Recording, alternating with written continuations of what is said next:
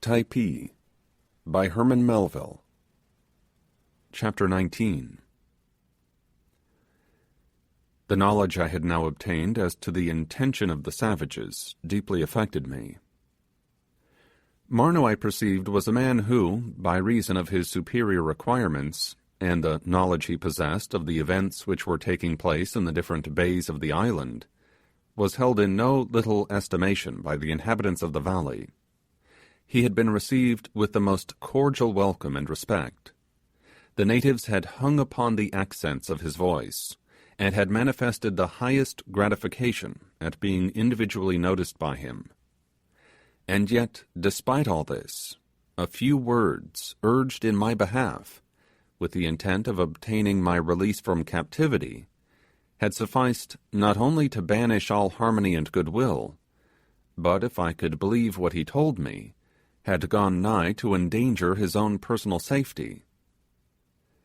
How strongly rooted, then, must be the determination of the Typees with regard to me, and how suddenly could they display the strangest passions. The mere suggestion of my departure had estranged from me, for the time at least, Mehevi, who was the most influential of all the chiefs, and who had previously exhibited so many instances of his friendly sentiments. The rest of the natives had likewise evinced their strong repugnance to my wishes, and even Kory Kory himself seemed to share in the general disapprobation bestowed upon me. In vain I racked my invention to find out some motive for the strange desire these people manifested to retain me among them, but I could discover none. But however this might be, the scene which had just occurred admonished me of the danger of trifling with the wayward and passionate spirits against whom it was vain to struggle, and might even be fatal to do so. My only hope was to induce the natives to believe that I was reconciled to my detention in the valley, and by assuming a tranquil and cheerful demeanour, to allay the suspicions which I had so unfortunately aroused. Their confidence revived, they might in a short time remit in some degree their watchfulness over my movements, and I should then be the better enabled to avail myself of any opportunity which presented itself for escape. I determined therefore to make the best of a bad bargain, and to bear up manfully against whatever might betide. In this endeavour I succeeded beyond my own expectations.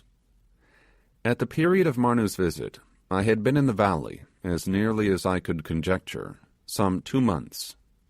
Although not completely recovered from my strange illness which still lingered about me, I was free from pain and able to take exercise. In short, I had every reason to anticipate a perfect recovery.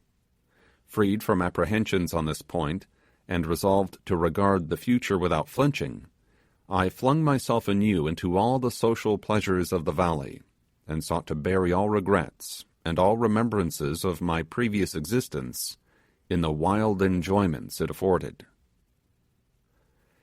In my various wanderings through the vale, and as I became better acquainted with the character of its inhabitants, I was more and more struck with the light-hearted joyousness that everywhere prevailed. The minds of these simple savages, unoccupied by matters of graver moment, were capable of deriving the utmost delight from circumstances which would have passed unnoticed in more intelligent communities. All their enjoyment, indeed, seemed to be made up of the little trifling incidents of the passing hour, but these diminutive items swelled altogether to an amount of happiness seldom experienced by more enlightened individuals, whose pleasures are drawn from more elevated but rarer sources. What community, for instance, of refined and intellectual mortals would derive the least satisfaction from shooting pop guns? The mere supposition of such a thing being possible would excite their indignation, and yet the whole population of Typee did little else for 10 days but occupy themselves with that childish amusement, fairly screaming, too, with the delight it afforded them. One day I was frolicking with a little spirited urchin, some 6 years old, who chased me with a piece of bamboo about 3 feet long, with which he occasionally belabored me. Seizing the stick from him, the idea happened to suggest itself that I might make for the youngster, out of the slender tube, one of those nursery muskets with which I had sometimes seen children playing. Accordingly, with my knife, I made 2 parallel slits in the cane, several inches in length, and cutting loose at one end the elastic strip between them, bent it back and slipped the point into a little notch made for the purpose. Any small substance placed against this would be projected with considerable force through the tube, by merely springing the bent strip out of the notch. Had I possessed the remotest idea of the sensation this piece of ordnance was destined to produce, I should certainly have taken out a patent for the invention. The boy scampered away with it, half delirious with ecstasy, and in 20 minutes afterwards I might have been seen surrounded by a noisy crowd, venerable old greybeards, responsible fathers of families, valiant warriors, matrons, young men, girls and children, all holding in their hands bits of bamboo, and each clamoring to be served first. For 3 or 4 hours I was engaged in manufacturing pop guns, but at last made over my goodwill and interest in the concern to a lad of remarkable quick parts, whom I soon initiated into the art and mystery. Pop, pop, pop, pop, now resounded all over the valley. Duels, skirmishes, pitched battles, and general engagements were to be seen on every side. Here, as you walked along a path which led through a thicket, you fell into a cunningly laid ambush, and became a target for a body of musketeers, whose tattooed limbs you could just see peeping into view through the foliage. There you were assailed by the intrepid garrison of a house, who levelled their bamboo rifles at you from between the upright canes which composed its sides. Farther on you were fired upon by a detachment of sharpshooters, mounted upon the top of a peepee. Pop, pop, pop, pop! Green guavas, seeds, and berries were flying about in every direction, and during this dangerous state of affairs I was half afraid that, like the man and his brazen bull, I should fall a victim to my own ingenuity. Like everything else, however, the excitement gradually wore away, though ever after occasional pop guns might be heard at all hours of the day. It was towards the close of the pop gun war that I was infinitely diverted with a strange freak of Marheyo's. I had worn, when I quitted the ship, a pair of thick pumps, which, from the rough usage they had received in scaling precipices and sliding down gorges, were so dilapidated as to be altogether unfit for use. So at least would have thought the generality of people, and so they most certainly were when considered in the light of shoes. But things unserviceable in one way may with advantage be applied in another, that is, if one have genius enough for the purpose. This genius Marheyo possessed in a superlative degree, as he abundantly evinced by the use to which he put these sorely bruised and battered old shoes. Every article, however trivial, which belonged to me, the natives appeared to regard as sacred, and I observed that for several days after becoming an inmate of the house, my pumps were suffered to remain untouched where I had first happened to throw them.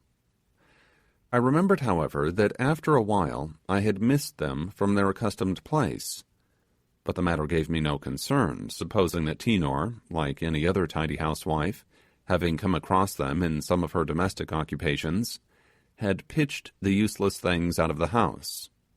But I was soon undeceived. One day I observed old Marheyo bustling about me with unusual activity, and to such a degree as almost to supersede Kory Kory in the functions of his office. One moment he volunteered to trot off with me on his back to the stream, and when I refused, no ways daunted by the repulse, he continued to frisk about me like a superannuated house dog. I could not for the life of me conjecture what possessed the old gentleman, until all at once, availing himself of the temporary absence of the household, he went through a variety of uncouth gestures, pointing eagerly down to my feet, and then up to a little bundle which swung from the ridgepole overhead. At last I caught a faint idea of his meaning, and motioned him to lower the package. He executed the order on the twinkling of an eye, and unrolling a piece of tapa, displayed to my astonished gaze the identical pumps which I thought had been destroyed long before. I immediately comprehended his desires, and very generously gave him the shoes, which had become quite mouldy, wondering for what earthly purpose he could want them. The same afternoon I descried the venerable warrior approaching the house, with a slow, stately gait, earrings in ears, and spear in hand, with this highly ornamental pair of shoes suspended from his neck by a strip of bark, and swinging backwards and forwards on his capacious chest. In the gala costume of the tasteful Marheyo, these calfskin pendants ever after formed the most striking feature. But to turn to something a little more important. Although the whole existence of the inhabitants of the valley seemed to pass away exempt from toil, yet there were some light employments, which, although amusing rather than laborious as occupations, contributed to their comfort and luxury. Among these, the most important was the manufacture of the native cloth, tapa, so well known under various modifications throughout the whole Polynesian archipelago. As is generally understood, this useful and sometimes elegant article is fabricated from the bark of different trees. But as I believe that no description of its manufacture has ever been given, I shall state what I know regarding it. In the manufacture of the beautiful white tapa generally worn on the Marquesan Islands, the preliminary operation consists in gathering a certain quantity of the young branches of the cloth tree. The exterior green bark being pulled off as worthless, there remains a slender fibrous substance which is carefully stripped from the stick, to which it closely adheres. When a sufficient quantity of it has been collected, the various strips are enveloped in a covering of large leaves, which the natives use precisely as we do wrapping paper, and which are secured by a few turns of a line passed round them. The package is then laid in the bed of some running stream, with a heavy stone placed over it to prevent its being swept away. After it has remained for 2 or 3 days in this state, it is drawn out and exposed for a short time to the action of the air, every distinct piece being attentively inspected, with a view of ascertaining whether it has yet been sufficiently affected by the operation. This is repeated again and again, until the desired result is obtained. When the substance is in a proper state for the next process, it betrays evidences of incipient decomposition. The fibers are relaxed and softened, and rendered perfectly malleable. The different strips are now extended, one by one, in successive layers upon some smooth surface, generally the prostrate trunk of a coconut tree, and the heap thus formed is subjected, at every new increase, to a moderate beating, with a sort of wooden mallet, leisurely applied.